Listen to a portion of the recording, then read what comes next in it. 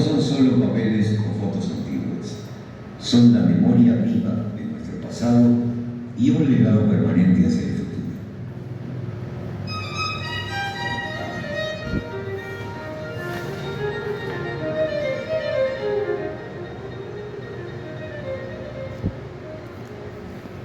La mayoría de las familias tienen documentos antiguos guardados en algún lugar de la casa.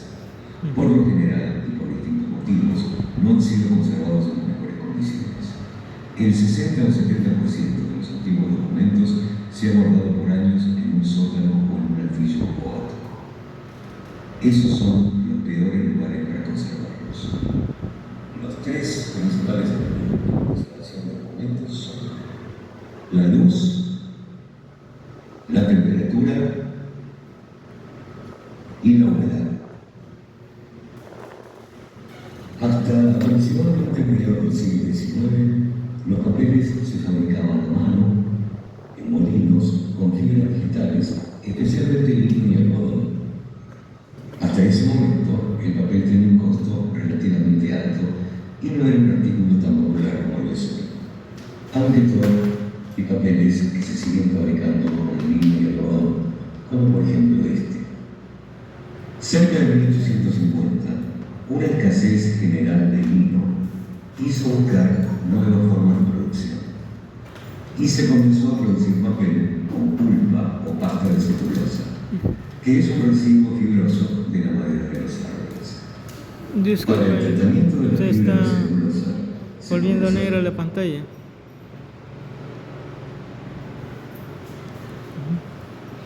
¿No se ve?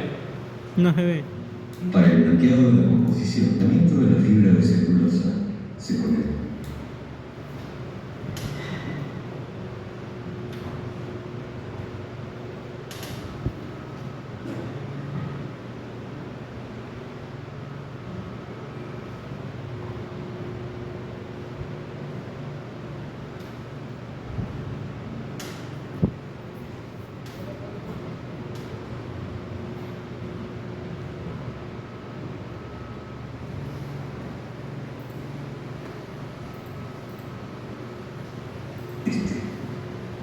Cerca de 1850, una escasez general de lino hizo buscar nuevas formas de producción y se comenzó a producir papel con pulpa o pasta de celulosa, que es un residuo fibroso de la madera de los árboles.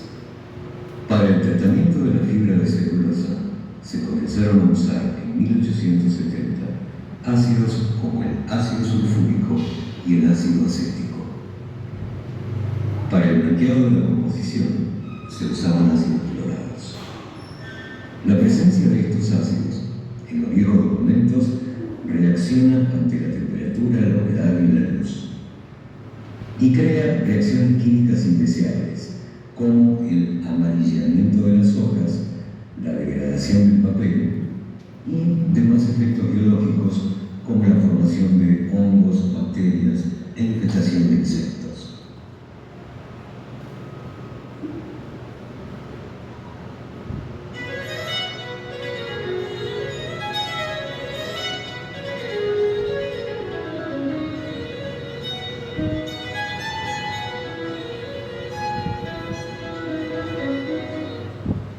Ante todo, tenemos que reconocer que las condiciones de nuestros abuelos para la preservación de documentos quizás no eran las ideales. No contaban con aire acondicionado ni con deshumidificadores. Pero las casas en que vivían estaban muy bien ventiladas. Tenían pasillos largos, ventanales y siempre el aire de afuera se comunicaba con el de adentro. Recién en el siglo XX se empiezan a construir nuestros actuales edificios, cerrados, sellados, donde no hay ninguna ventilación y todo depende del aire acondicionado. Y eso es precisamente lo que aumenta el riesgo de humedad. ¿Qué es lo que llamamos humedad relativa? Cada molécula de aire está compuesta de gases, 78% de nitrógeno, 21% de oxígeno y 1% de otros gases, más vapor de agua, La humedad relativa es el porcentaje de vapor de agua que hay en esa mezcla total de gases y vapor de agua.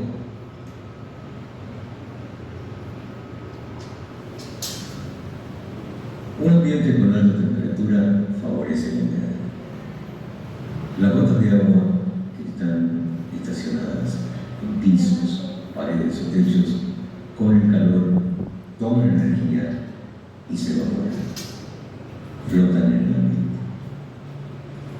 Pero el frío no es garantía de que la humedad desaparezca.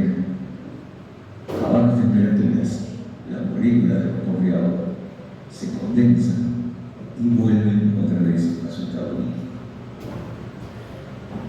En los ambientes con poca o escasa ventilación, la humedad tiende a condensarse.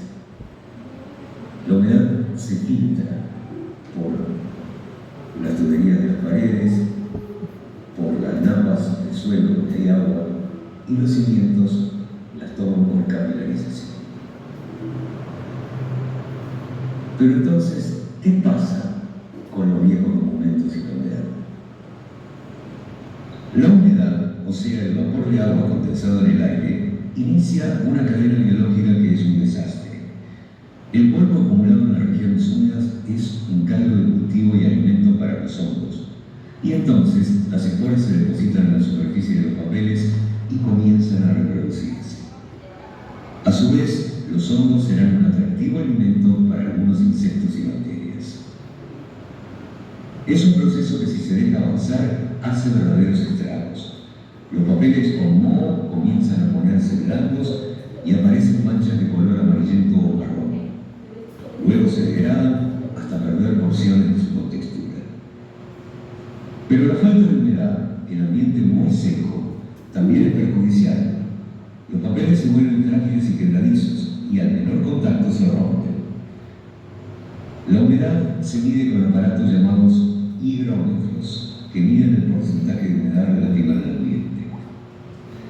La humedad ideal para un ambiente de conservación está entre el 30 y el 50% de humedad relativa.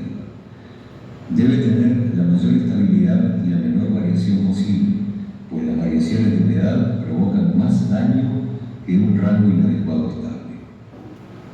Otro factor importante a cuidar en un ambiente de conservación de documentos es la luz. La peor luz, la más dañina y que es invisible al ojo humano, es la ultravioleta de los rayos del sol. Los ácidos presentes en el papel reaccionan muy rápido ante la radiación UV y comienzan a degradarse. Si hay entrada directa de luz del sol, es recomendable poner cortinas especiales que filtren los rayos ultravioletas. De las luces artificiales también son poco recomendables la fluorescente y la halógena. Lo ideal es tener una luminosidad controlada, que esté en el orden de los 50 lux. Un lux es una medida de iluminación por metro cuadrado. Es un valor muy usado por los fotógrafos que suelen medirlo. ¿Cómo saber lo que es un ambiente con 50 lux? Bueno, para tener una idea, es la iluminación suave de un living en un ambiente apacible. La temperatura es también un valor necesario de controlar. Cuanto más baja la temperatura, más se favorece la preservación. Las fotos sobreviven bien a temperaturas muy bajas.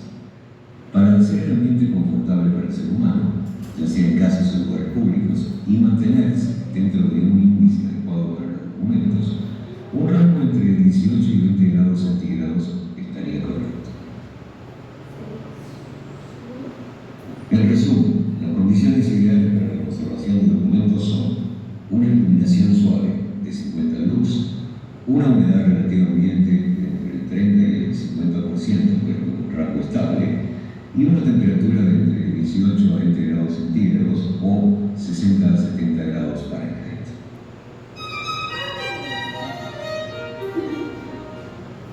Existen varios códigos internacionales y nacionales para guía de la conservación profesional.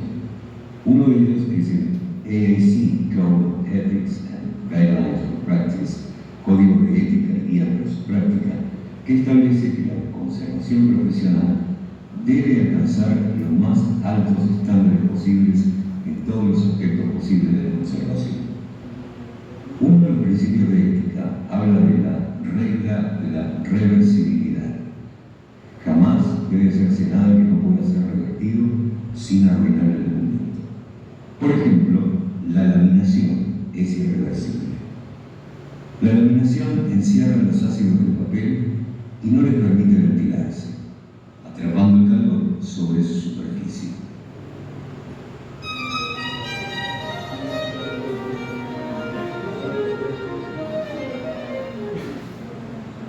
En primer lugar, esta es una de las principales precauciones básicas que deben tomarse para tomar en la mano los documentos. La grasa de los dedos acumulada en los papeles genera más ácidos nocivos. Bueno, nunca deben guardarse en un martillo bático y jamás deben laminarse, como ya hemos visto. El encuadernamiento ayuda a la conservación, pero siempre y cuando sean cartones o papeles libres de ácidos. En las librerías o tiendas de computación se encuentran estos papeles especiales. Pueden usarse cubiertas plásticas para proteger los documentos, pero solamente aquellas que estén hechas de poliéster, polipropileno o polietileno. El PVC policlorovinilo es peligroso, emite permanentemente ácido hidroclorhídrico. No abrochar nunca con estos clips los documentos. Los papeles enrollados deben desenvolverse con mucho cuidado, dejándolos unas horas en un ambiente con alta humedad para hacerlos más flexibles en el momento de desenrollarlos y evitar que se rompan. Las mismas fotos de familia pueden guardarse en camas de plata con los protectores, pero siempre teniendo cuidado que sean libres de ácido.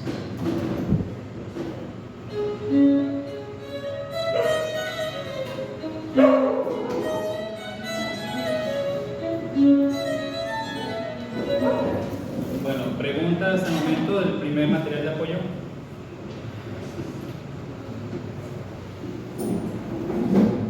Recuerden que el papel está conformado por qué?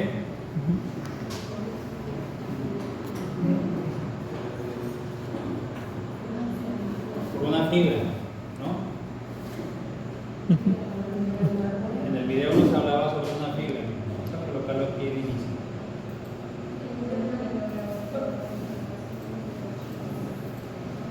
Míralo. Fibra celulosa. Un papel con pulpa o pasta de celulosa, que es un residuo fibroso de la madera de los árboles. Para entender. ¿Listo? Entonces hay que entender que el documento, los papeles físicos, se elabora de partir de una fibra celulosa de la madera, que mezclado con unos ácidos, ¿no? Hay que tener cuidado, sobre todo en, como nos decía el video, de que los documentos estén expuestos a la luz del sol, ¿no? Para la conservación documental es necesario a veces colocar, ¿qué debemos colocar? Unos protectores en la ventana para que los rayos UV no activen los ácidos en los documentos, para que el documento no se vuelva de color amarillento, que normalmente ese es el color que se vuelve a colocar. Yo les había mencionado a ustedes en una ocasión que el documento debe conservar una humedad, por eso nos habla de la humedad relativa. Pregunta del examen que les voy a hacer hoy: ¿cuál es la humedad relativa que debe contener en el ambiente? Muy bien, debe estar más o menos un promedio en la temperatura del medio ambiente entre 18 y 20 grados centígrados, ¿correcto? Ahora, la iluminación también afecta la conservación de los documentos. O sea, un archivo no puede estar constantemente con unas iluminaciones encendidas. Incluso el video nos hablaba ayer, tutor, de que las luces halógenas no es permitido incluso en algunos lugares, y que debemos tener al menos 50 lux en un ambiente de conservación. ¿Qué es una lux, muchachos?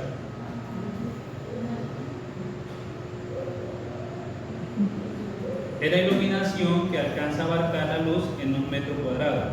Entonces hay que entender eso. Normalmente se exige que para que haya un ambiente para la conservación de los documentos debe estar la temperatura entre 18 o 20 grados centígrados y 50 luz. La humedad relativa se mide con qué aparato, muchachos. Pregunta del examen de hoy. ¿Qué es lo que mide la humedad y la temperatura? Higrómetro, muy bien. Normalmente se llama termohigrómetro. ¿Sí? Hay diferentes, hay muchos termómetros. Si nosotros vamos a hacer la práctica de pronto en el archivo central, ahí vamos a encontrar una especie de reloj que mide la humedad y la temperatura relativa. ¿Listo?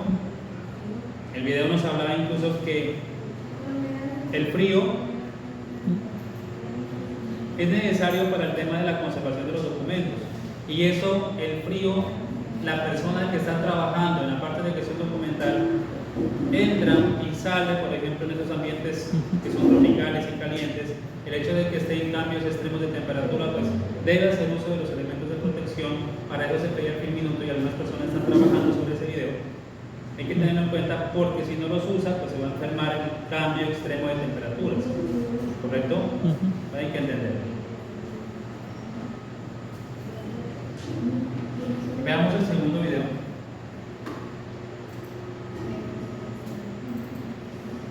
De conservación del documento.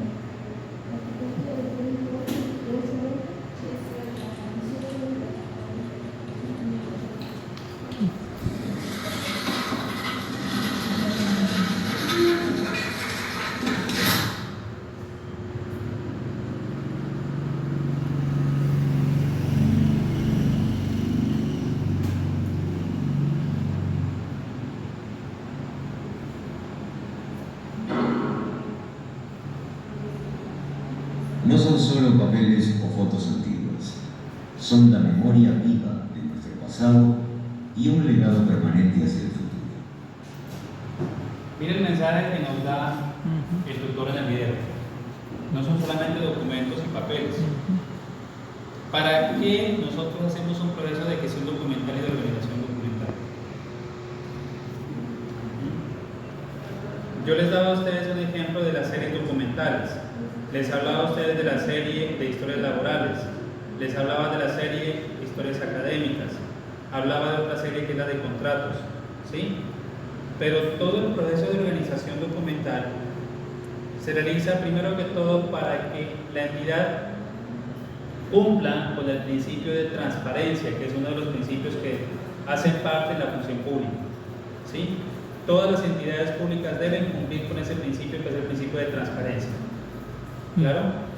Entonces ese principio hace de que la gestión documental sirva de evidencia de todos los procesos que se están realizando en las entidades y en las empresas. ¿Correcto? Eso por un lado. Y por otro, el mensaje que me da aquí el tutor, miren, vamos a escucharlo otra vez.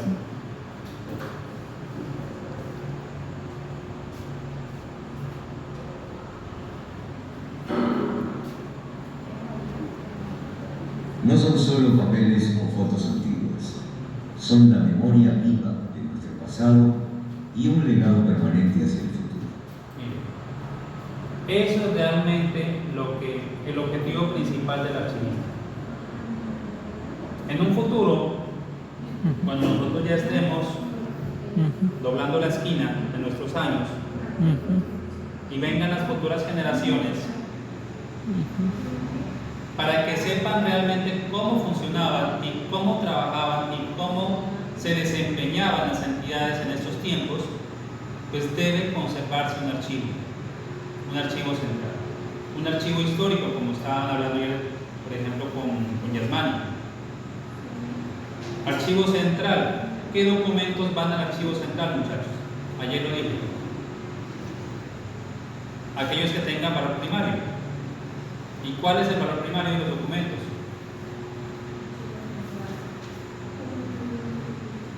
Aquellos que tienen valor legal, aquellos que tienen valor, apuntaron muchachos ayer, valor fiscal, valor administrativo y valor contable. Esos documentos son los que se conservan en un archivo central.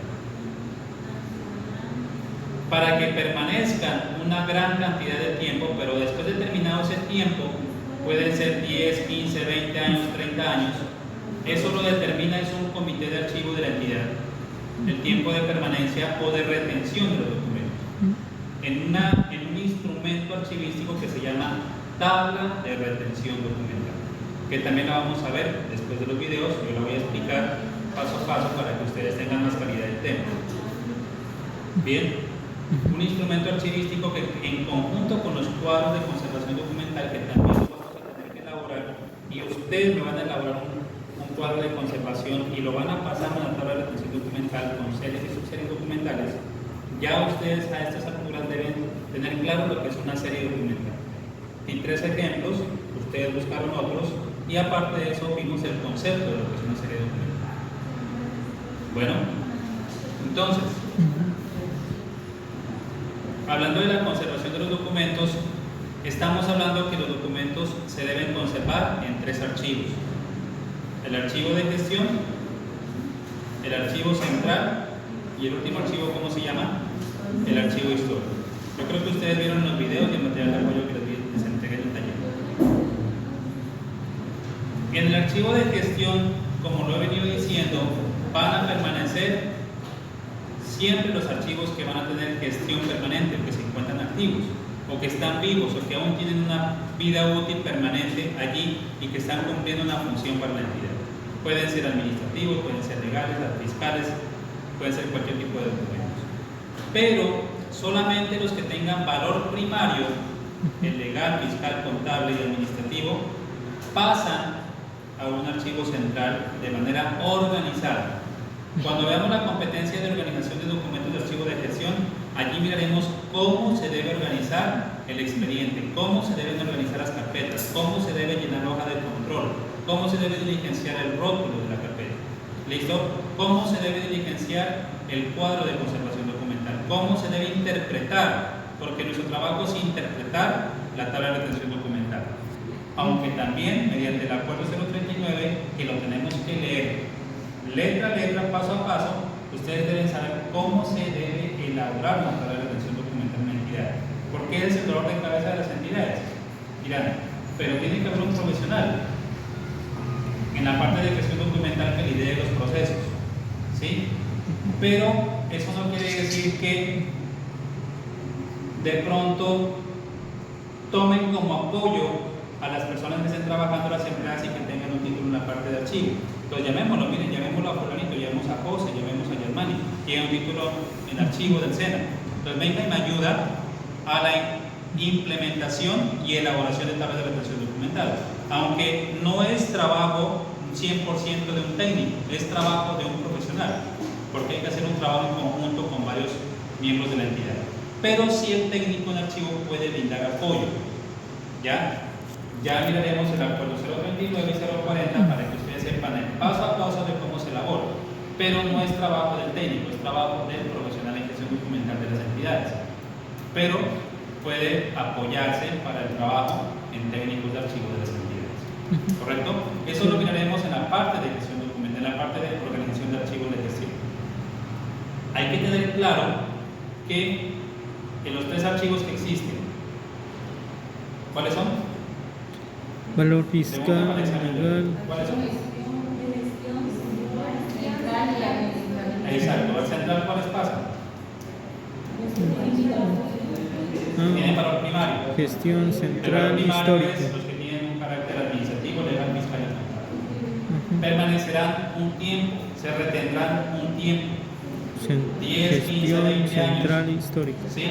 Ese tiempo lo manifiesta o lo organiza o lo dice un comité de archivo, que también vamos a ver quiénes integran el comité de archivo. Ellos son los que dicen, esta serie documental se debe retener por 30 años en el archivo central. Y se levanta una resolución y eso es lo que se debe hacer en las tablas de retención. Su trabajo va a ser interpretar la tabla de retención documental, más no elaborarla, porque la elaboración, con decirles muchachos que la gobernación se encuentra en este momento y lleva casi 2 años en el proceso de elaboración. Ellos están trabajando únicamente con cuadros de conservación documental. ¿Ya?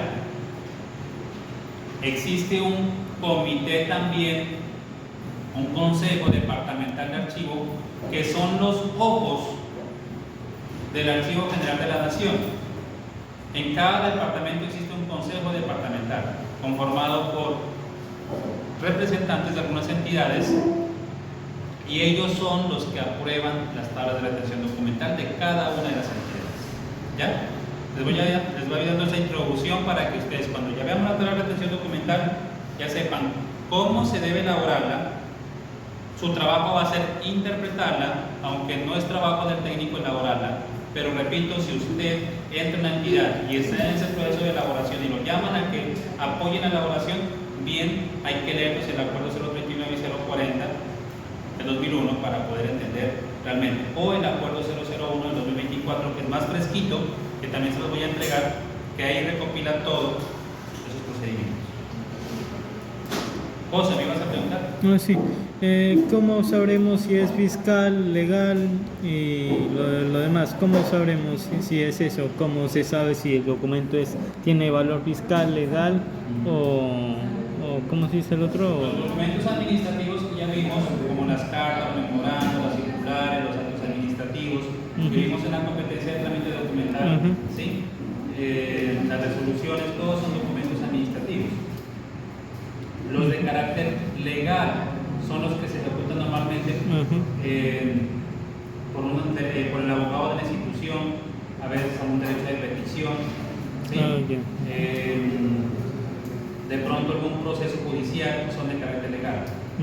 Contable son todos, y el valor contable es el que más documentación hay en una entidad. ¿Listo? Porque el de contabilidad expide notas débito, notas crédito, estado de resultados, estados financieros, ¿sí? ¿Y cómo los identifican ustedes? Porque van firma de un contador público y de un revisor fiscal y del representante legal de la entidad, ¿sí? Aunque ustedes el perfil no les permite de pronto llegar a comprender de pronto, porque es un técnico diferente de cómo elaborarlos, porque eso más que todo se hace en la parte de técnicos, en la parte de edición documental, digo en la parte contable.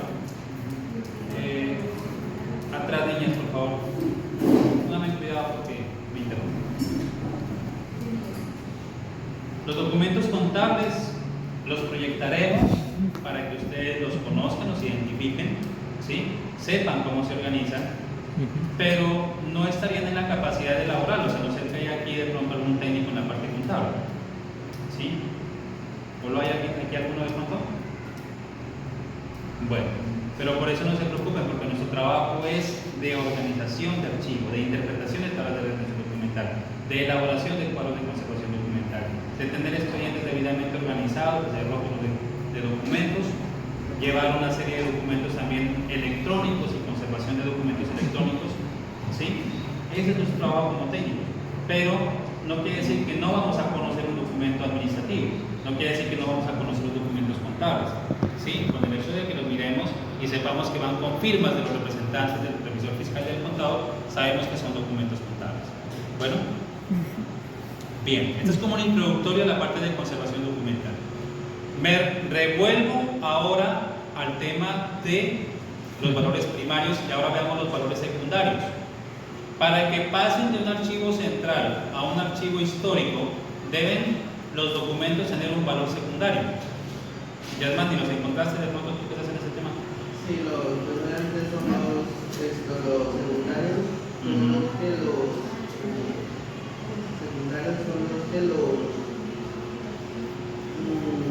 son los históricos, exacto, y los culturales. Muy bien, todo documento que tenga un valor cultural, algún documento que tenga valor científico, o documentos que tengan carácter investigativo, o carácter histórico para el departamento, para el municipio, para la entidad, se consideran documentos históricos, y la entidad, por obligación de la ley 594, apúntenla por ahí por favor, ley 594, la ley de archivo del 2001.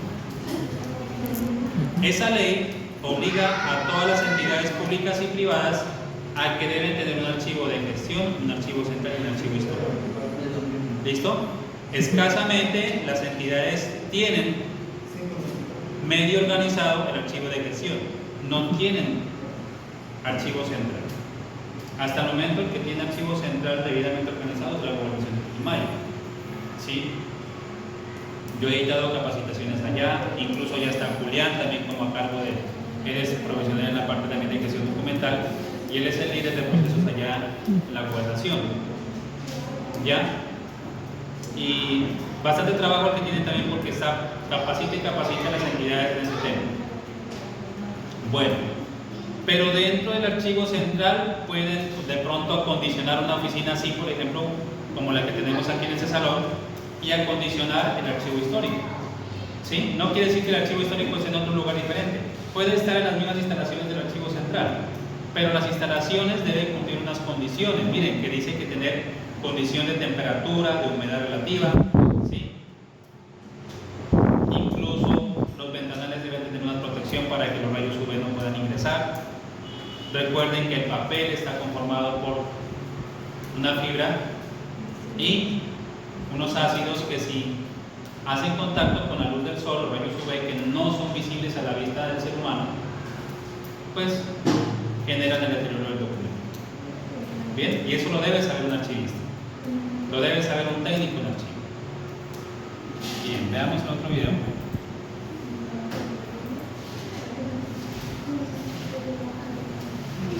Los papeles de historia y su conservación.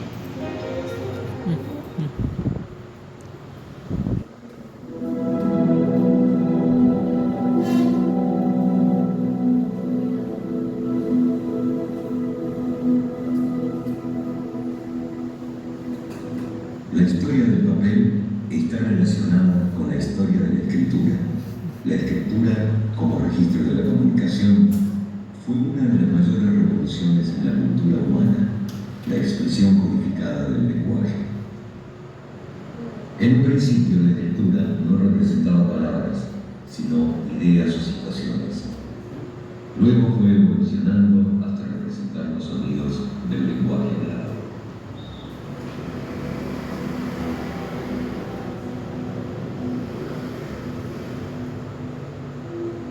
Lo primero que se registró en la escritura fueron los números, mucho antes que las letras.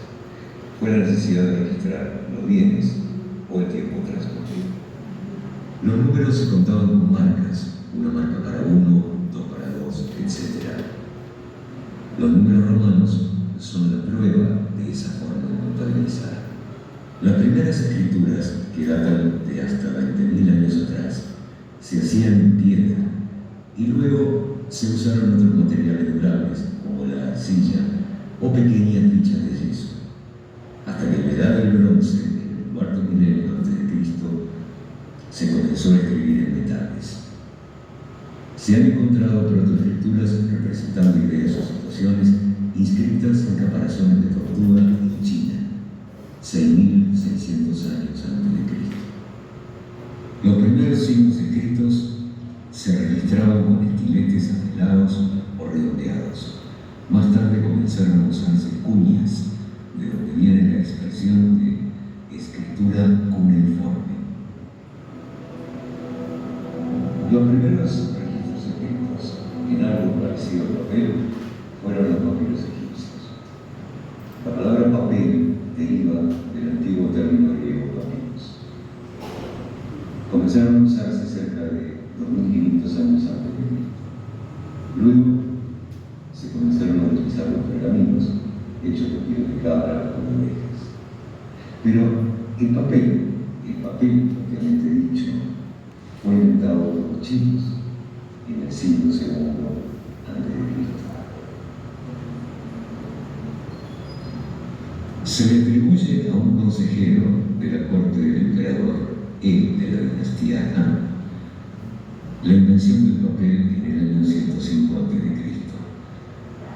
Los chinos hicieron papel de arroz, seda, cáñamo e incluso algodón.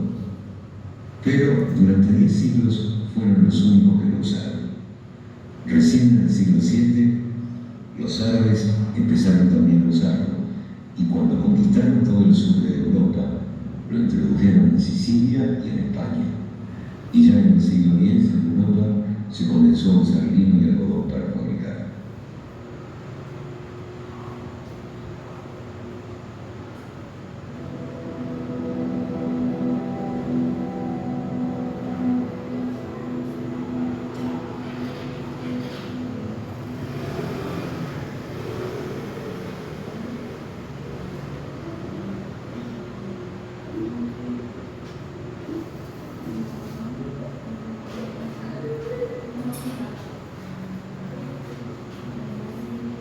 Se ponían en remojo los tallos de papiro y se cortaban en finas láminas, trenzándolas con un rodillo. Luego se cruzaban las láminas horizontales y verticales y se volvía a prensar. La misma savia de la planta las adhería. De esta forma quedaba un anverso que se usaba para escribirlo y un reverso que no se usaba. Se han encontrado papiros bastante bien conservados en tumbas egipcias, dada la temperatura adecuada y la circulación de aire que tenían, pero muy mal conservados, llenos de hongos e insectos, en sótanos de iglesias o templos. Se solían conservar enrollados en cilindros de madera.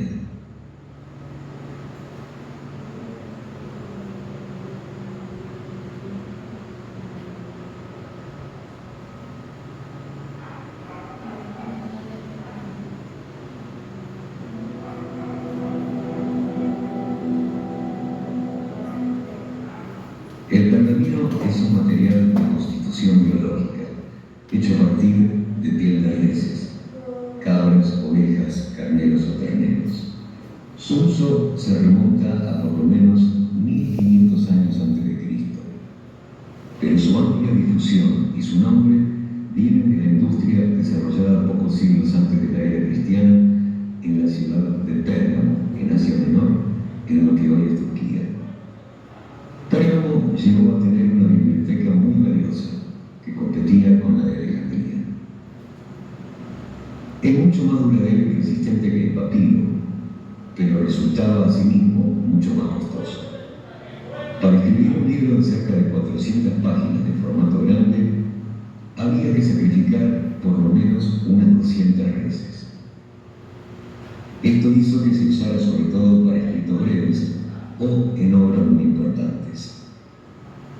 Es un material higroscópico, absorbe mucha humedad, pero es muy alcalino, no tiene casi acidez y eso lo protege de los daños del moho y de la humedad. Si se conserva con alta humedad, las proteínas y los materiales orgánicos se descomponen y gelatinizan. Si la humedad es baja, se vuelve seco y quebradizo. Lo ideal es una humedad algo inferior al 50%. Tiene tendencia a volverse color amarillo oscuro. Su ventaja es que se puede escribir de ambos lados. A partir del siglo VIII se lo borraba y se lo reescribía. Estos ejemplares así tratados se llaman palimpsestos. Las pieles de animales se sumergían en una solución de cal, por eso es alcalino, para eliminar el vellón, o sea, los restos de los pelos y carne, y se estiraban los bastidores. Luego se raspaba con piedra pómez hasta que quedaba lisa en ambas caras. Si la piel procedía de un animal viejo, se usaba para fabricar tambores o panderetas. Si procedía de un animal joven, se llamaba litena y se usaba para escritura. En el Imperio Romano, los pergaminos se comenzaron a agrupar en membranas cortadas y cosidas por el borde, que se llamaron quaterniones, cuadernos, y cubiertos por tapas de tablas de madera, que se llamaron códex. Estos libros, que dieron origen a los libros actuales, se llamaron los Codex Membranae. La utilización del pergamino en la Edad Media fue muy reducida y limitada por su alto costo a pocas obras importantes y escritos cortos. Todo se escribía en forma apretada, sin párrafos separados y sin puntos aparte, y sin casi márgenes, para ahorrar espacio y con muchas abreviaturas. Los pergaminos se deben conservar también envueltos entre telas de lino o algodón para librarlos de parásitos. Por su constitución biológica, son muy atractivos para los insectos comedores de papel. Estos aparecen sobre todo cuando se forman hongos o moho, lo cual también es su alimento. Se deben tener en la oscuridad, lejos de la luz solar, y con una humedad entre el 10% y el 20% como máximo. Para limpiarlos de hongos y parásitos, se ponen en contacto con una hoja de papel impregnada con fungicida. Se puede limpiar también con una esponja humedecida en alcohol, diluido al 10% en agua, y ponerlos enseguida a secar. Si las hojas se vuelven duras y quebradizas, piezas, se los hablando con una solución de urea disuelta en un 10% de alcohol etílico. Es preferible que estos procedimientos sean hechos por expertos y no en forma doméstica.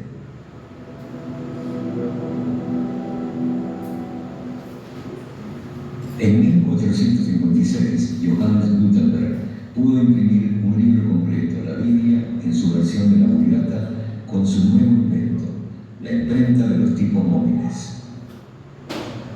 Este suceso produjo la necesidad de fabricar un papel menos costoso y que pudiera satisfacer la producción de una gran demanda de libros.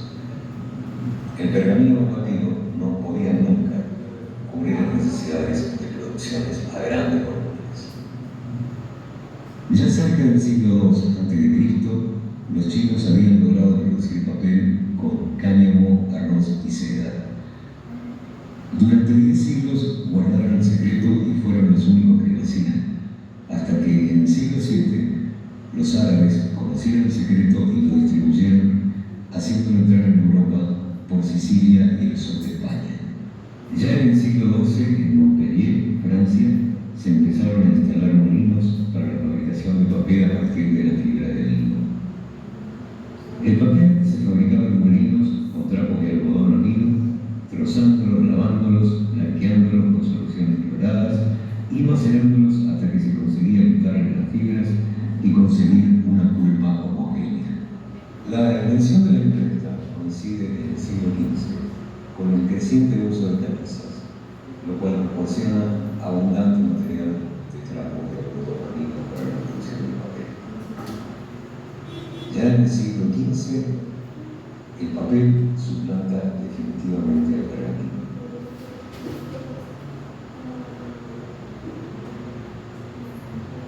A fin del siglo XVIII se instala en Essonne, Francia, la primera máquina para fabricar papel continuo con el sistema de rodillos. Las fibras de este papel toman la dirección del movimiento de los rodillos. La mecanización del proceso cambió el mundo. Comenzaron a editarse más periódicos, a publicarse más libros e impulsaron el trabajo de los correos de todos los países. Este tipo de papel y su impresión en tinta son mucho más durables que el pergamino.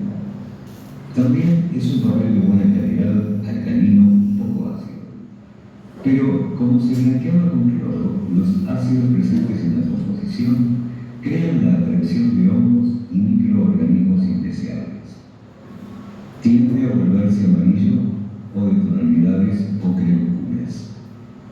Es muy higroscópico.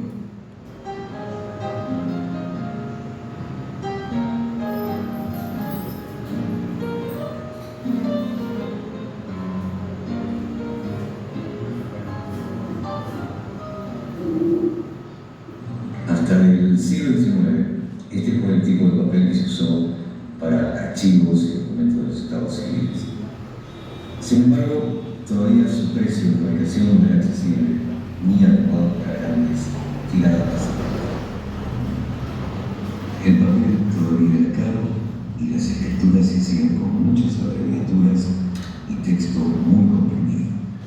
La mayoría de las abreviaturas y contracciones de palabras que hemos heredado de nuestros ancestros no eran hechas por pereza de escribir, sino por necesidad de ahorro de papel y tinta.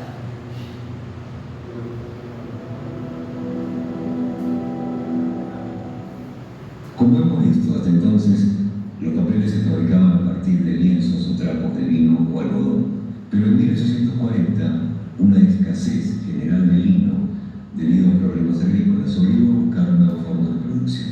El alemán Friedrich Keller y el canadiense Charles Flaherty en 1844 desarrollaron el proceso e inventaron una máquina para fabricar papel a partir de la fibra de celulosa, o sea, de la madera de los árboles.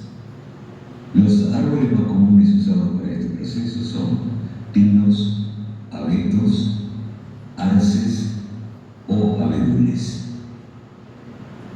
Los árboles son generalmente un compuesto de fibras de celulosa ligadas por lignina más azúcares y otros componentes orgánicos. Como para hacer papel solo se necesita la celulosa, el primer paso es separar la lignina y otros materiales de la celulosa. Este proceso se llama pulpeo. Puede hacerse en forma mecánica o química. Luego se prensan las hojas y se secan. El proceso mecánico consiste en machacar la fibra de madera para separar las fibras de celulosa.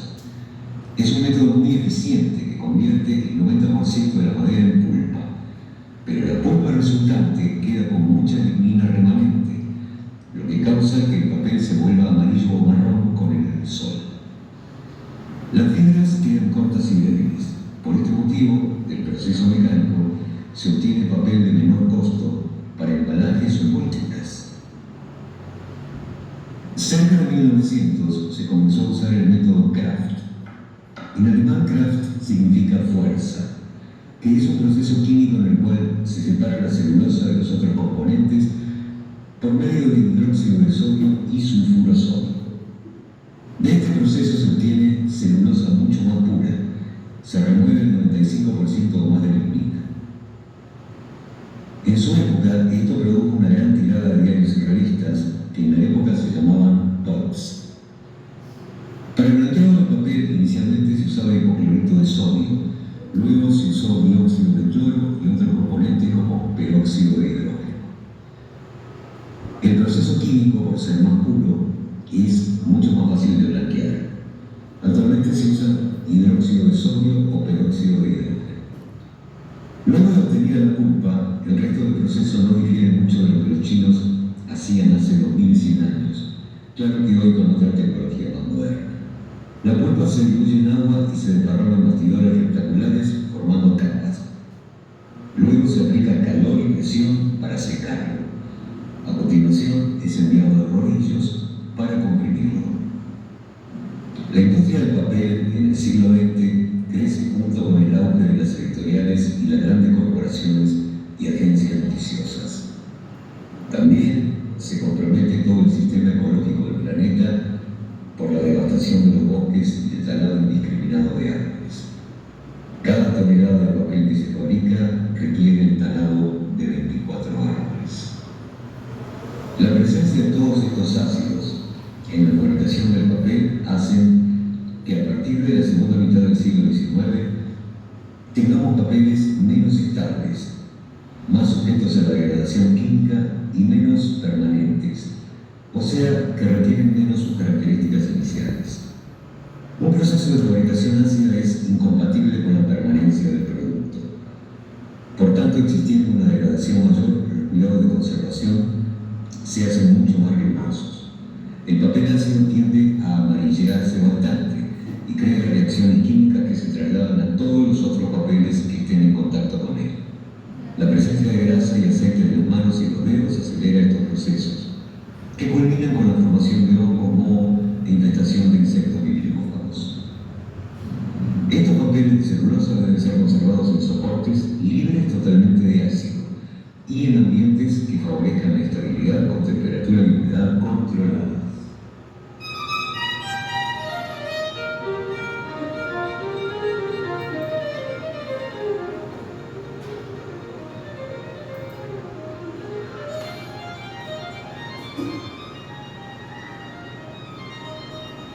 Una gran parte de la historia genealógica de nuestros ancestros está conservada en este tipo de papeles.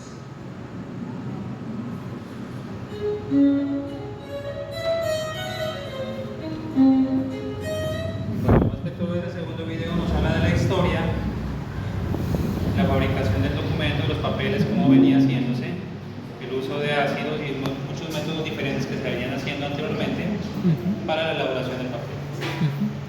Bien, antes de ver el video 3 de la conservación documental, hay que entender la diferencia que existe entre la restauración de documentos y la construcción de documentos.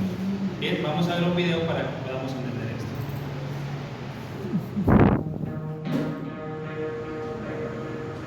El video que vamos a ver es de restauración.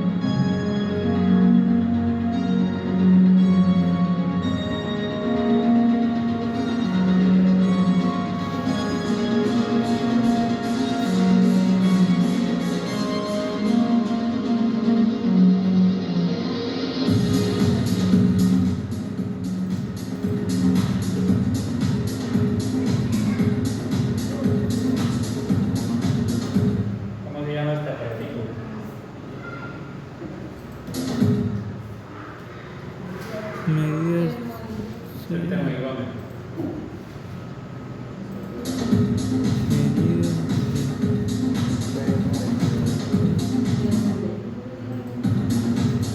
Ya más adelante miraremos también sistemas de ordenación, porque los sistemas de ordenación de los documentos no van a ir directamente, digamos, como lo vemos ahí a simple vista. Miramos que están los expedientes en unos stand, digamos, metálicos o de maderas, pero para una persona que desconoce de pronto de gestión documental dirá, bueno, están organizados como uno quiere, no, pero hay un sistema de ordenación. El sistema de ordenación va conforme a cómo sea la estructura orgánica de la entidad, ¿sí? Así mismo como sea estructurado, se debe organizar ahí los documentos en el archivo de gestión, en el archivo central, perdón, ¿sí? Ya eso también lo miraremos más adelante.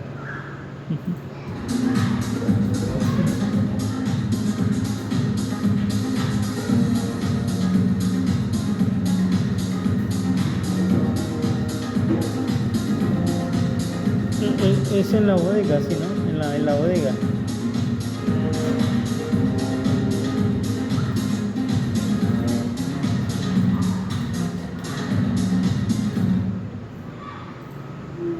Bueno, ese video nos habla de la restauración. Restauración es como ese proceso técnico que realizan, hay unos técnicos ya para la parte de restauración y conocimiento para como volver nuevamente a restaurar. Es como, ustedes han visto los videos que existen en la televisión de restauración de vehículos, de motocicletas o vehículos también o carros. Así también lo hay en la parte de gestión documental. Porque recuerden que obligatoriamente, por la ley, manifiesta que debemos tener un archivo histórico. Y en el archivo histórico vamos a encontrar de pronto documentos como lo que acabamos de ver, ya deteriorados, que deben pasar por un proceso técnico para la restauración. Miren, por ejemplo, ahí que dice, alcancé a congelar esa pantalla. ¿Qué dice ahí? El pegante, eso no es como simplemente coger y pegar con carbón o box y echar. ¿Sí? El adhesivo debe ser neutro, porque el adhesivo tiene un potencial de hidrógeno, o más comúnmente llamado el pH, que a veces lo encontramos también en el desodorante. ¿Sí? Han visto que el desodorante a veces de las damas necesitamos un pH más fuerte de pronto de los hombres comparado al de las damas. ¿Sí? El pH tiene que ser neutro. ¿Por qué razón? Porque si tiene de pronto un pH de pronto mayor, puede correr el riesgo de que se activen los ácidos del documento, y si el documento físico pues llega a contacto con la luz solar, le habíamos dicho que puede cambiar de color a amarillentos, y eso hace de que sea más llamativo para los insectos que comen el papel o para las plagas. Entonces por eso es importante la preparación. Aquí dice preparación de adhesivos neutros, pero eso ya lo hace un técnico diferente para ese tema de restauración documental. Bien, pues el video que acabamos de ver es la restauración, procesos técnicos que se hacen en cuanto a documentos históricos que tienen validez en las entidades. Bien, pero el otro proceso que yo les dije a ustedes es muy diferente, la restauración a la reconstrucción. La reconstrucción es cuando nosotros como técnicos o nosotros archivadores estamos en un proceso de organización de los documentos, estamos por ese proceso de foliación, por ejemplo, o de organización de archivos conforme a los expedientes, y cometemos algún error, y en ese proceso de organización y ordenación de pronto dañamos un documento que es importante. Bien, entonces no es simplemente coger una cinta y pegarlo, porque si llegamos a dañarlo y el documento ya deja de servir, se debe dejar nota en la hoja de control de los documentos que se cometió ese error, y se debe levantar por parte de la entidad también una resolución para que nuevamente se haga la reconstrucción de ese documento. Y quien da la orden, muchachos, de la reconstrucción es un juez de la República. Es decir, se va a reconstruir el documento que por procesos técnicos o de trabajo o de operación se dañó. Entonces hay que volver nuevamente a llamar a las personas que intervinieron en ese documento para que nuevamente se vuelva a reconstruir. ¿Sí?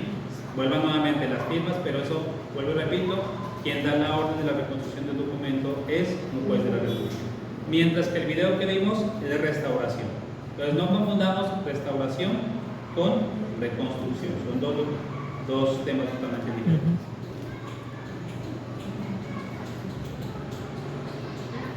Veamos el tercer video.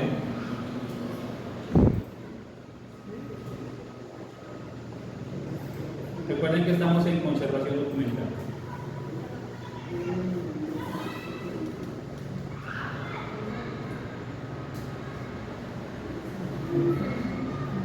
Estamos viendo un poquito de historia.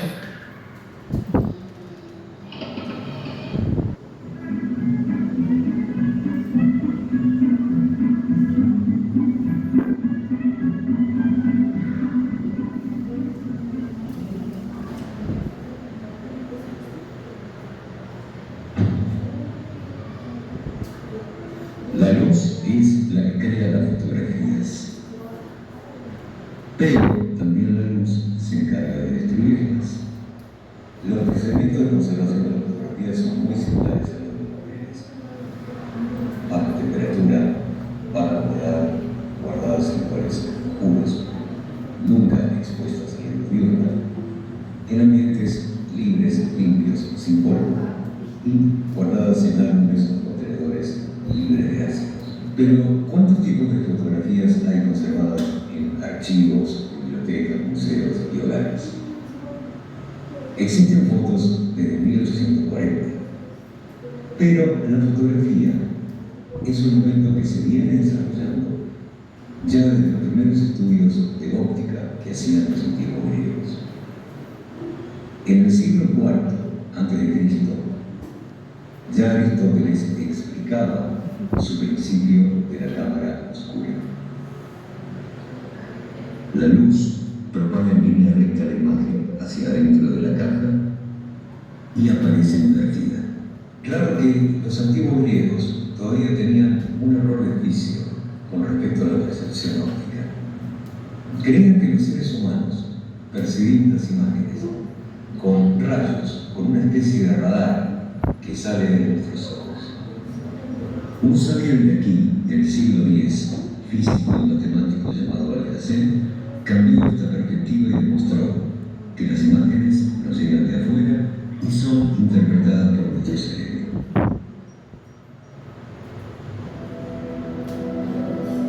Si un espejo tuviera alma, vería la imagen que se refleja en él. Durante el Renacimiento, pintores como Canaletto o Leonardo da Vinci usaron la cámara oscura para perfeccionar sus trabajos. Lo que todavía no se había logrado hasta ese momento era fijar la imagen en un soporte y que quedara impresa. En 1825, el infatigable inventor francés Nicéphore Niepce logró, después de muchos ensayos, fijar y conservar una imagen sobre una placa metálica untada con betún de Judea o asfalto y luego fijada con hiposur. Podría decirse que esta fue la primera fotografía de la historia.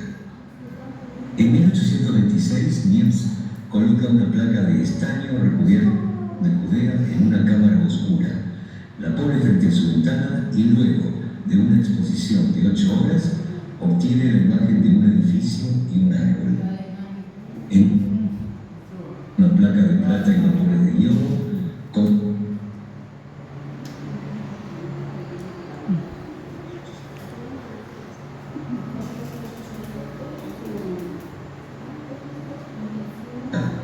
quien estaba también entusiasmado con la búsqueda de imágenes impresas por la luz. Luego de trabajar en investigación 4 años juntos, Niepce muere en 1833 y Daguerre continúa con los experimentos, esta vez usando los vapores de yodo como sensibilizadores sobre una placa de cobre cubierta con una capa de plata pulida. De esta reacción se obtiene el ioduro de plata, que es una sustancia más sensible a la luz que el betún de Judea. Por casualidad, descubre que si una imagen que ha sido expuesta es tratada con vapores de mercurio, la imagen se revela de inmediato. Ya en 1839, el daguerrotipo es un hecho. Daguerre lo presenta a la Academia de Ciencias de Francia, es premiado con 4.000 francos y el invento se presenta al público.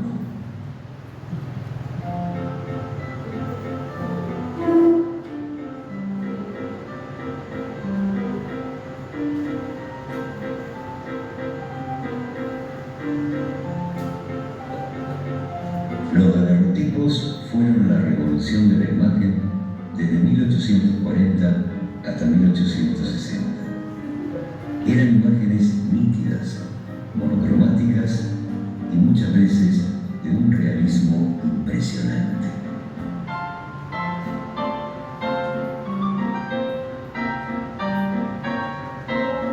Un daguerrotipo es una placa de cobre cubierta de paños de plata, mercurio y en ocasiones también oro. Sobre esta placa se imprime por proceso fotoquímico una imagen cuya toma es directa, es decir, el daguerrotipo es un positivo, una imagen única. La imagen queda invertida de su posición original, las letras y los números se verán al revés. Si está bien conservado, la superficie es como un espejo. Según el ángulo desde donde se mira, la imagen se ve en positivo o en negativo. El original, que es único, se vuelve protegido por un vidrio que queda separado un par de milímetros de la placa, todo sellado por una banda de latón por sus 4 orillas y dentro de un estuche de cuero o madera. Así venían presentados originalmente. Los tiempos de exposición para la toma inicialmente fueron entre 5 y 20 minutos, y en 1855 estos tiempos se acortaron a cerca de 10 segundos, dándole más sensibilidad a la plata con vapores de iodo y bromuro y aumentando la sensibilidad de los lentes.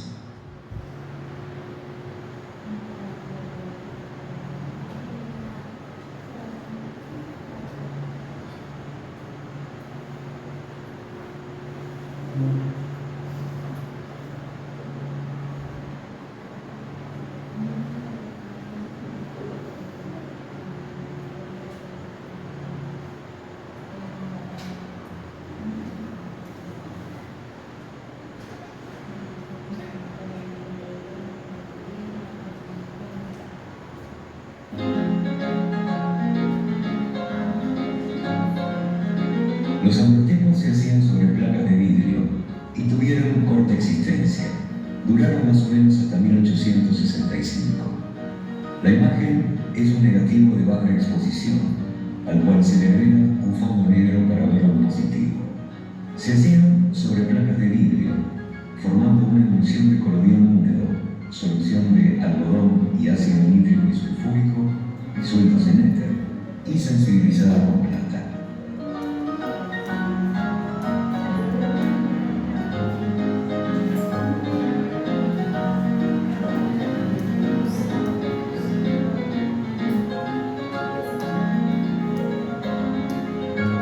Los daguerrotipos, por lo barato de su costo, duraron hasta entrado el siglo XX, más o menos hasta 1915. Fue una variación del proceso de colodión húmedo, usando como soporte de la imagen una placa de hojalata laqueada en negro por ambas caras. Sus imágenes son planas, de tonos grisáceos y con no mucho contraste. Algunas veces se barnizaban para aumentar el grado de protección y darles brillo.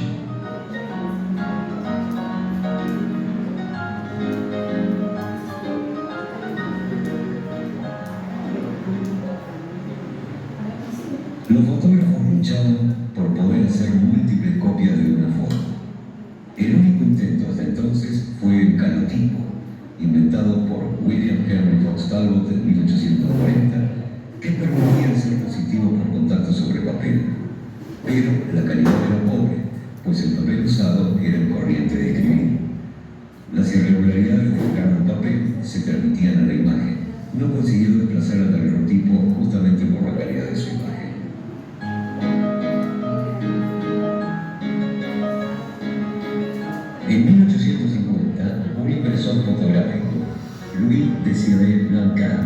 Soluciona el problema de tener una imagen sobre una superficie pequeña, cubriendo las hojas de papel con clara de huevo salado y batido a punto de nieve, de modo que la superficie del papel adquiera brillo. Esta capa era sensibilizada con una solución de nitrato de plata y la imagen salía con muy buena definición.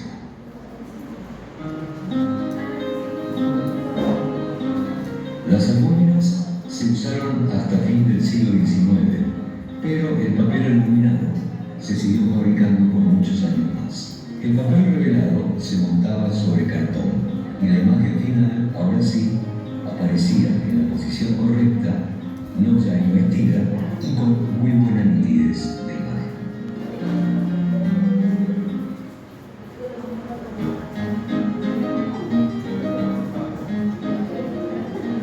Con el eslogan "Usted oprime el botón, nosotros hacemos el resto", George Eastman en 1884 inventó el papel de revelado químico, un papel de revelado impregnado en una gelatina seca de cloruro o bromuro de plata. Los fotógrafos anteriormente tenían que transportar las placas con todos los productos químicos y el revelado se hacía por exposición a la luz solar. Con los nuevos pequeños negativos, la sensibilidad del papel de revelado producía la imagen rápidamente bajo la luz eléctrica y se podían hacer ampliaciones. Pronto, la Kodak Eastman pondría también en el mercado el rollo fotográfico. Estas son las fotos en blanco y negro que hemos conocido siempre.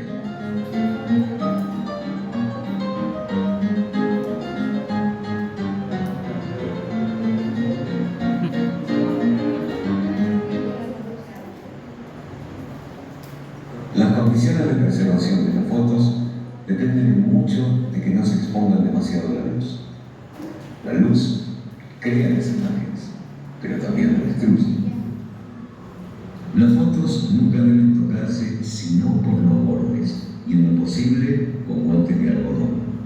Nunca hay que ponerle clips o sujetadores metálicos. Deben guardarse en ambientes limpios.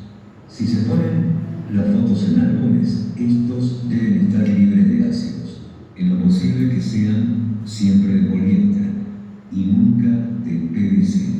Las fotos enfermas con hongos o insectos deben apartarse de las sanas, por caso contrario se producirá el peligro de infecciones.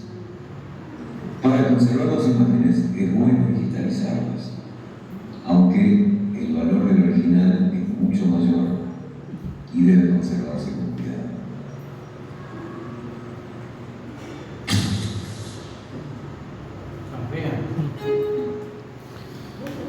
Bueno, ¿por qué habla el tema de la fotografía? La fotografía también es un archivo.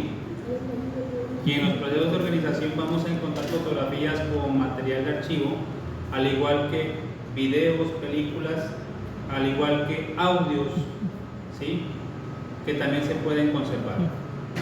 No es solamente el papel físico, también es el documento electrónico de archivo, también que nosotros estábamos hablando el día de ayer.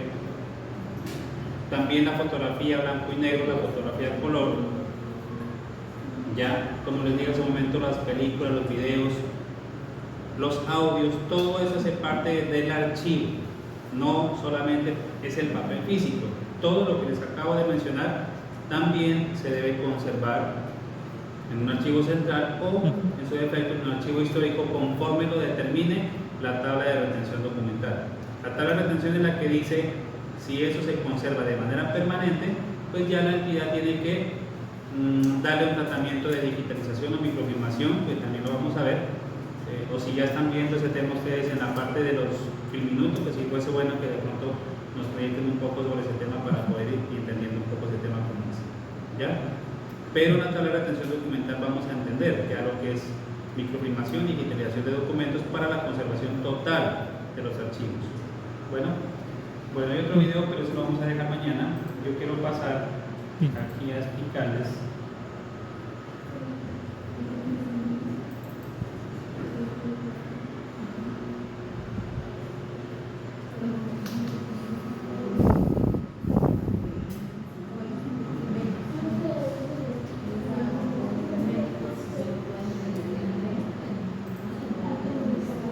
bien. Ahí tenemos. ¿Se ve o no se ve? ¿Ya? Ahí tenemos el archivo total compuesto por los 3 tipos de archivo, que ya lo hemos venido mencionando y vuelvo a mencionar otra vez. ¿Por qué se llama archivo de gestión, muchachos? Marisol, ¿por qué se llama archivo de gestión? Porque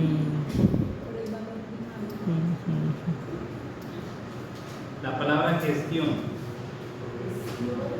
Es cuando gestiona algo.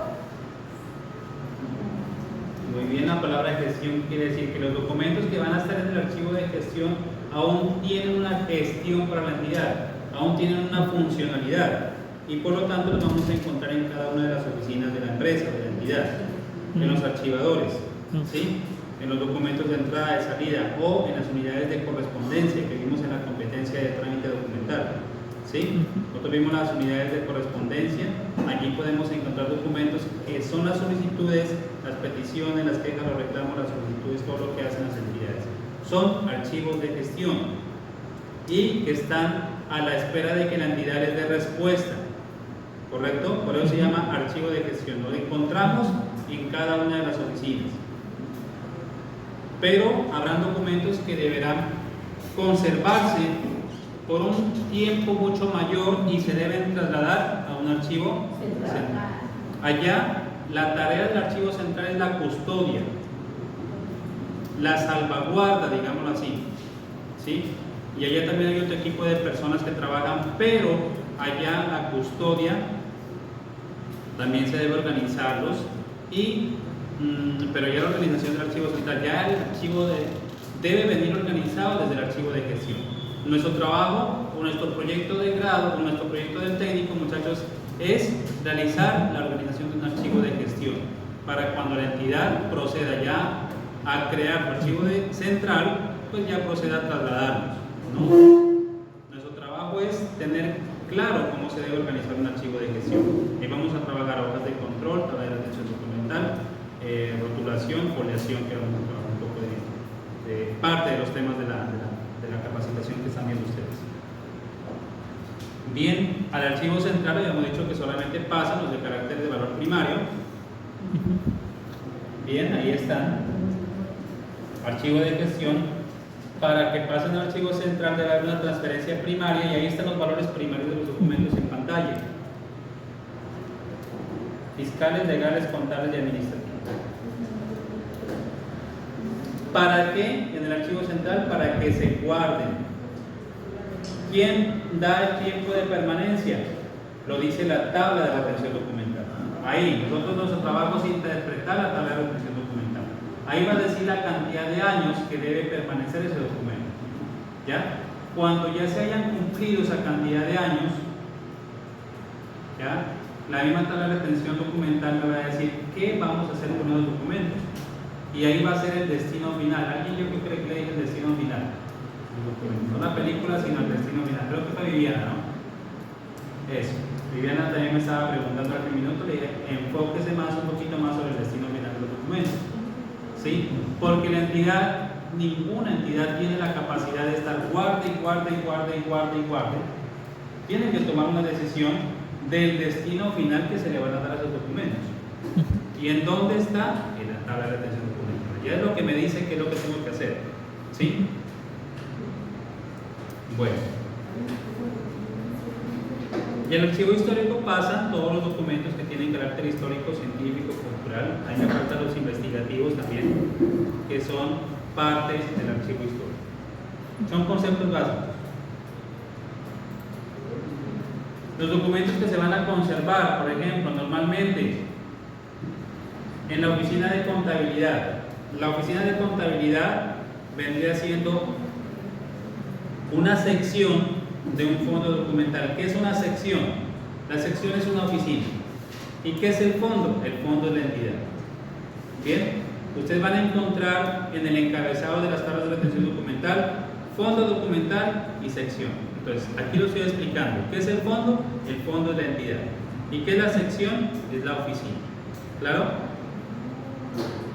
Vamos a encontrar lo que es facturas, cuentas de cobro, notas de débito, etc.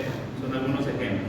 Ojalá que quien esté haciendo este filminuto y me vaya a hablar de los documentos pues busque los documentos, búsqueme facturas, búsqueme cuentas de cobro, búsqueme notas de débito, búsquese alguna imagen y proyéctela en su minuto y déle a conocer a sus compañeros ese tema, los que están de pronto trabajando ese tema. Miren, en la oficina de gestión humana, ¿qué encontramos? Miren, ahí hay una serie documental que se llama historias laborales, encontramos afiliaciones a seguridad social, historias médicas de ingreso a labor, incluso cuando el trabajador termina su trabajo también tiene que irse a hacer sus exámenes y la entidad debe tener guardado esos documentos, ¿ya? Y debe retenerlos. Tenemos otra oficina que es la oficina de calidad y seguridad de salud, por ejemplo.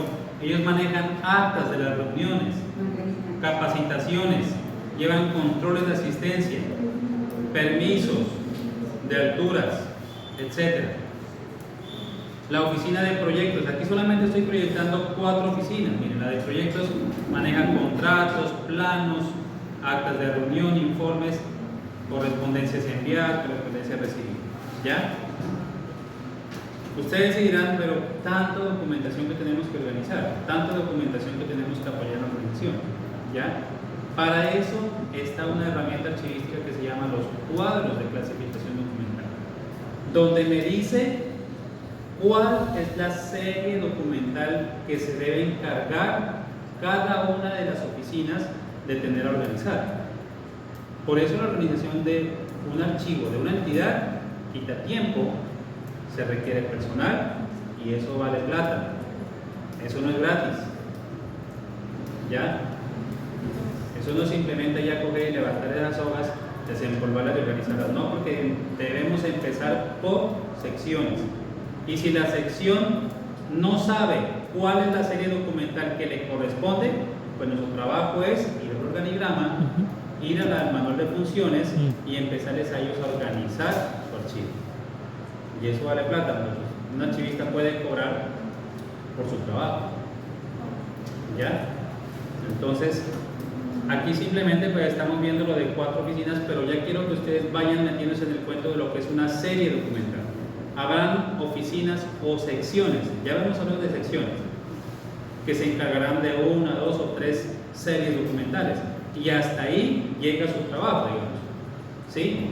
Es el trabajo de la oficina, llegar a organizar 2 o 3 series o 4 series documentales que ya deben estar estipuladas en una hoja de control. Ya deben estar consagradas. Ahora, si la entidad no sabe que es una hoja de control, pues entonces el archivista puede hacer el trabajo, pero cobre por su trabajo. Cobre por su trabajo. ¿Ya? Porque eso implica leer manual de funciones, manual de procedimientos, y si no tiene organigrama, pues tenemos que hacerles el organigrama, codificarles el organigrama, ¿sí? Pero eso tampoco es gratis, muchachos, ¿no? A veces cuando me llaman a mí, precisamente ayer en la noche estaba hablando, el día que les fue el agua, martes, perdón, estaba hablando con un rector de colegio y me decía, como ya se enteraron que están ustedes en la parte de archivo, él decía, no solamente necesito unas 2 personas para que tengan y moverse el archivo. Y yo por teléfono le expliqué, le dije, lo que pasa es que el secretario del colegio, no de este colegio, de otro colegio, está enfermo, creo que está con secuelas de COVID, me decía, y creo que tiene ese archivo de vida muy desorganizado. Entonces yo le decía al señor rector, eso no es solamente decir yo mando 2 aprendices y ya, porque es que los aprendices que yo tengo en este momento se están preparando en un proceso de gestión documental, me lo mandaron a mí aquí, para que los capacite y saque un buen paquete, un buen producto para que el municipio de Villagarzón tenga con qué contar en la parte de gestión documental. Ahora le dije, usted es una entidad pública y usted está cobijado bajo la ley 594 y usted debe tener un archivo debidamente organizado. Si el secretario que tiene no tiene una formación en gestión documental, en cualquier momento se le puede hacer una auditoría, le dije, lo pueden sancionar. Le dije, eso es lo único. Eso por un lado. Por otro lado, no es solamente llevarme 2 o 3 aprendices y ya, no, eso quita tiempo. Tenemos que mirar lo que les estoy diciendo. Si no tienen cuadros de conservación hay que hacérselos. Si no tienen manual de funciones hay que hacérselos. Y eso es trabajo y es plata. Yo me puedo llevar 2 aprendices que sepan de procedimiento, le dije, pero eso quita tiempo y es trabajo. Ahora, traslado hasta allá, le dije, es transporte. ¿Ya? Usted tiene que, es un trabajo común y corriente como otro trabajo, y tiene que usted pagarle la seguridad, pagarle los riesgos laborales a esta persona para que pueda desempeñarse su función archivística. Eso no es decirme simplemente venga, tráigame 2 aprendices y ya.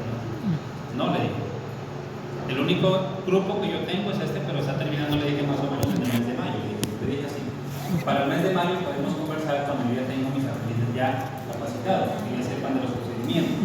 ¿Ya?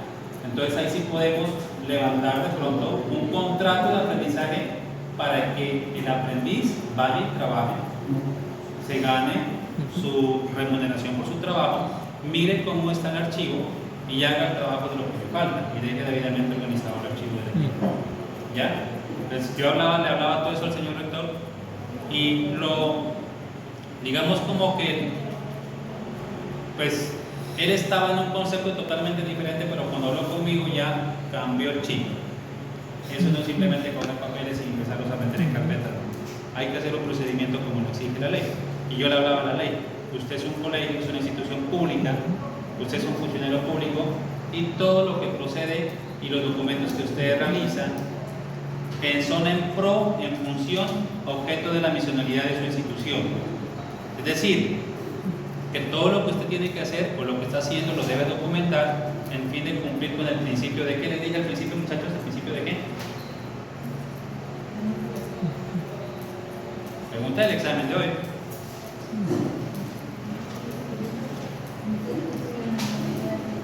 Comienza con la T. A. Le voy a poner el octavo.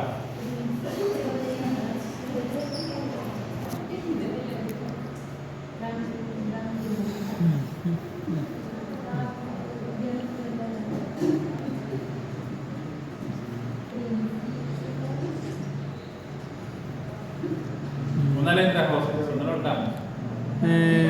La I.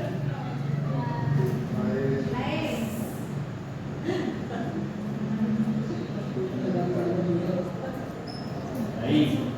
Aquí lo voy a buscar.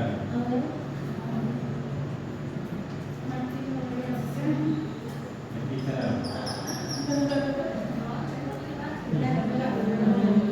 Aquí está el instructor.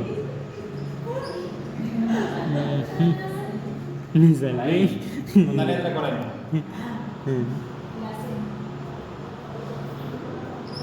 Muy bien, hasta ahora no lo sé ahorcado. ¿Quién dijo transferencia? Yuri, vamos a ahorcar.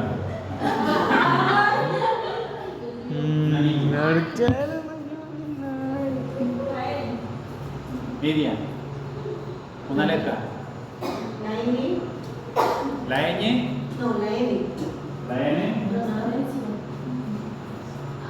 Muy bien, Marisol.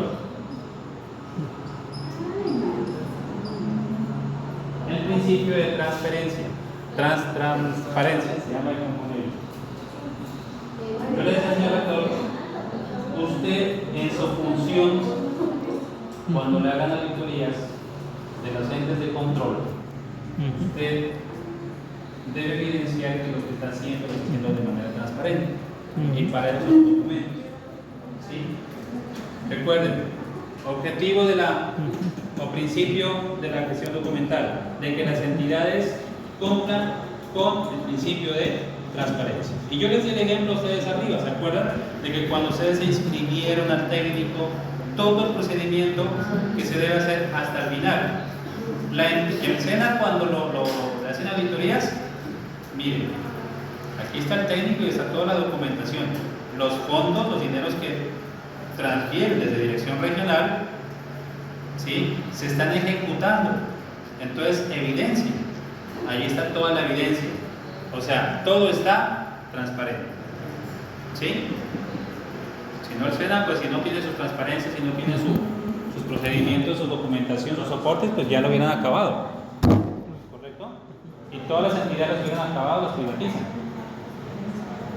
Principio de transparencia. Bueno, sigamos ahora con la presentación. Características de los documentos. El archivista, ustedes como futuros técnicos deben garantizar unas características de los documentos. En el momento que estén ustedes a cargo de un archivo, deben garantizar que los documentos estén íntegros. ¿Qué quiere decir íntegros? Por la integridad, es una de las características. Dice carácter completo e inalterado. Debe estar protegido de modificaciones no autorizadas. Si usted está a cargo de un archivo, estimados aprendices, si ustedes van a trabajar en una empresa o una entidad y van a estar a cargo de un archivo de gestión, un archivo, si hablamos de archivo de gestión, porque o va a ser líder de una parte de una oficina de archivo, pues usted tiene que garantizar la integridad de los documentos. ¿Qué quiere decir integridad? La palabra íntegra. Que está completo. ¿Sí? Íntegro quiere decir que está completo. Los expedientes deben estar completos. La foliación debe estar completa. La hoja de control que me dice que los documentos que yo tengo ahí a cargo deben estar completos. Entonces, ustedes, estimados aprendices, deben garantizar que su archivo que tienen a cargo debe estar íntegro, debe estar completo. Auténticos. A veces en el momento de organizar los documentos de archivo, hay documentos que de pronto vienen sin firma. Incluso en la competencia de trámite documental, cuando las entidades proceden a radicar documentos que vienen anónimas, ¿cuál es la tarea que teníamos que hacer? ¿Se acuerdan? ¿Qué se hace? No se radica. Se recibe pero no se radica. ¿Ya? Entonces, no hay de pronto autenticidad de los documentos, entonces no somos responsables de los documentos, pero la autenticidad que me quiere decir que vengan con respectivas firmas. Bien, que no vengan documentos de pronto anónimos. Esos documentos anónimos no sabemos quién nos viene, quién nos trae, entonces no podemos dar ese tratamiento de organización. En trámite documental decíamos que los podemos recibir a la persona que los lleve y se los podemos entregar a la oficina pertinente. Pero en el momento de organización de archivos de gestión no podemos organizar ese tipo de documentos porque no tienen firma, no son auténticos de pronto. Nadie nos garantiza que es auténtico. Fiables. Un documento fiable es aquel cuyo contenido puede ser considerado una representación completa o precisa de las operaciones, las actividades, los hechos que dan testimonio. Es decir, por ejemplo, vamos a encontrar estados financieros, vamos a encontrar cuentas de cobro, vamos a encontrar facturas. Es un documento fiable, ¿sí? Que tiene todas las características que pueden darse de los documentos. Y disponibilidad, muchachos, ustedes, los documentos, o sea, todo este procedimiento que van a trabajar y que están aprendiendo del título que van a recibir como técnicos en la parte de gestión documental y de archivo, asistencia en la organización de archivos, es con el fin de que los documentos ustedes sepan dónde están, cómo están organizados, que se llevan un control de los documentos, que sepan cuánto es la cantidad de documentos que se deben retener y que estén disponibles en el momento que se lo requieren. Usted debe garantizar que debe saber dónde se encuentra. Si a usted le dice necesito, que usted está a cargo del archivo, necesito X o Y documento, usted no puede decir, no, yo como que lo tengo en el celular, yo como que lo tengo en el correo electrónico, yo como que lo tengo en el drive, yo como que lo tengo por ahí en un correo de un amigo, de una amiga, yo como que lo tengo impreso. No. Máximo 5 minutos el documento tiene que estar disponible. Y ahí a la mano para cuando se lo requiere. Para eso van los sistemas de ordenación. ¿Se acuerdan del video cuando estábamos viendo el video de la restauración? Que aparecen todo ese poco de stand. Los stand no es simplemente llegar y colocar ahí los documentos. Ya ustedes deben saber qué documentación debe ir en tal stand, en tal espacio, en tal lugar y dónde van a estar ubicados. Entonces una hoja de control y se directamente va, ya saben dónde está, lo extrae, le pide la documentación a la persona que está autorizada en pedir las copias o pedir de pronto lo que necesita, porque usted no le puede entregar documentación así sin tener algo que soportar. Eso pasa normalmente en los juzgados.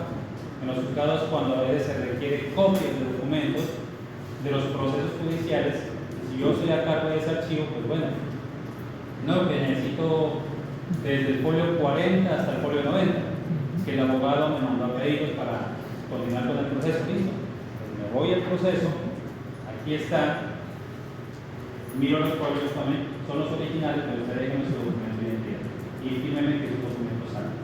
Vaya a la fotocopiadora del frente, saque de fotocopias y vienen, nuevamente me los traen, me los dejan de stand y yo les doy su documento. ¿Sí? Usted debe garantizar la integridad de los documentos.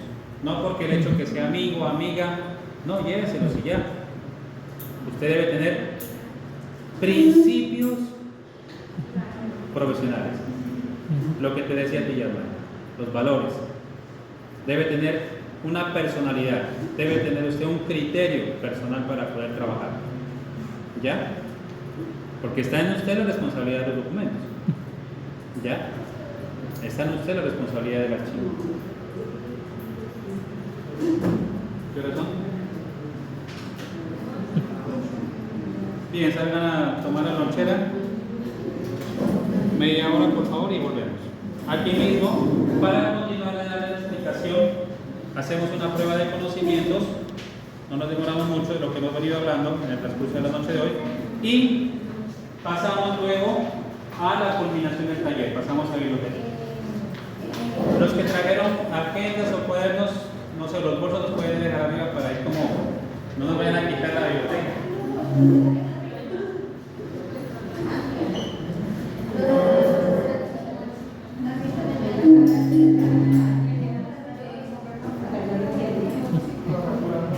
Carlos, dime que está un cargador.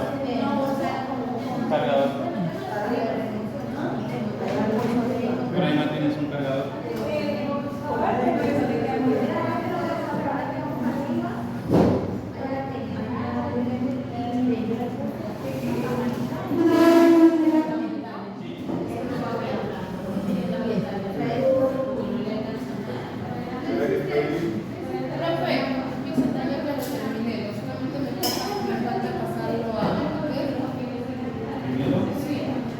¿Va a grabar aquí hoy? ¿En casa? Es que yo